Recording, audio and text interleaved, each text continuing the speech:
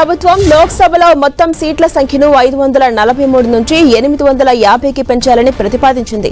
ఇందులో రాష్ట్రాలకు 815 సీట్లు, కేంద్రపాలిత ప్రాంతాలకు 35 సీట్లను కేటాయించాలని ఉంది.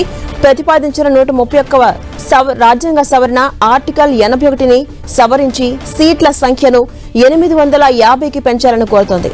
జనాభా ఆధారంగా డీలిమిటేషన్ ప్రక్రియ పూర్తయిన తర్వాత ఈ మార్పు అమలు కాబోతోంది. నియోజకవర్గాల పునర్విభజనకు సంబంధించిన రాజకీయ వివాదం మరోసారి తీవ్రమైంది. కేంద్ర ప్రభుత్వం లోక్సభ సీట్ల పునర్విభజనకు సిద్ధమవుతూ ఉండగా దక్షిణాది రాష్ట్రాల్లో ఆందోళనలు పెరుగుతున్నాయి. డీలిమిటేషన్ కు కేంద్రం ప్రతిపాదనలు పంపించగా ఉద్యమానికి సిద్ధమవుతున్న విపక్ష పార్టీలు నియోజకవర్గాల పునర్విభజనకు కేంద్రం ప్రతిపాదనలు పంపించింది.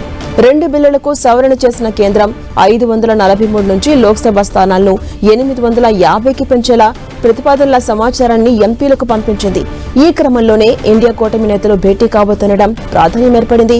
మహిళా రిజర్వేషన్ బిల్లు, డీలిమిటేషన్ బిల్లును వేర్వేరుగా చూడాలంటున్న కాంగ్రెస్ దీనిపై పోరుబాట పట్టేందుకు రెడీ అవుతోంది.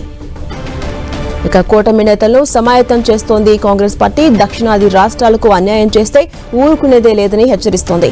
దక్షిణాది రాష్ట్రాలు కుటుంబ నియంత్రణ, అభివృద్ధి, విద్యలో ముందుండి జనాభా వృద్ధిని తగ్గించాయి. ఉత్తరాదిలో యూపీ, బీహార్, రాజస్థాన్ వంటి రాష్ట్రాల్లో జనాభా ఎక్కువగా పెరిగింది.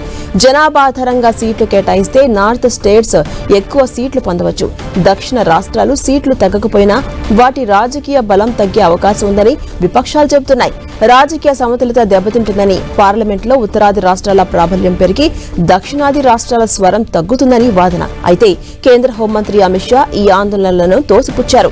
డీలిమిటేషన్ వల్ల దక్షిణ రాష్ట్రాలకు ఎటువంటి నష్టం జరగదని, పోరాటం ప్రాతిపదికన ఎవరి సీట్లు తగ్గవని, ఏ సీట్లు కోల్పోవని చెప్పారు.